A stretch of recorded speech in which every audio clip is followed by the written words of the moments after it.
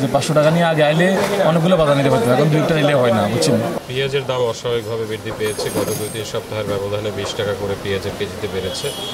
এখানে উৎপাদন বা যোগানের কোনো সমস্যা নাই, সমস্যা হচ্ছে ইন্টারমিডিয়েরি যারা আছে বা মধ্যস্বত্বভোগী যারা আছে তারা আমাদের পকেট থেকে এই অতিরিক্ত টাকা হাতিয়ে নিচ্ছে।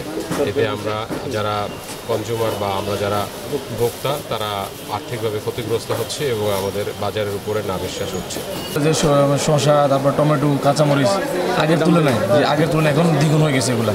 এখন মানুষের যে ইনকাম সোর্স তার থেকে মনে করেন যে আয় থেকে ব্যয় বেশি মানুষের, বুঝছেন। এখন আগে মনে করেন 500 টাকা নিয়ে এলে কাঁচা বাজার অনুকূল হতো, এখন 2-1টা নিলে 500 টাকা শেষ হয়ে যায়, বুঝছেন না। তার তুলনায় এখন এগুলো নিয়ন্ত্রণ করা দরকার, সরকারকে এগুলোর প্রতি মানে দৃষ্টি দেওয়া দরকার। আর যেহেতু আমরা মনে করেন হচ্ছে মধ্যবিত্ত, আমরা তো মনে করেন খেটে খাওয়া মানুষ, তো আমরা এবার মনে করেন যে 500 টাকা নিয়ে আগে আইলে অনেকগুলো বাজার নিতে পারতো, এখন 2-1টা নিলে হয় না, বুঝছেন। তো সব কিছু মিলে এখন অনেক আগের থেকে এখন অনেক ডিফিকাল্ট, মানে অনেক কষ্টে আছেন আমরা, এটা আর কি। ধন্যবাদ।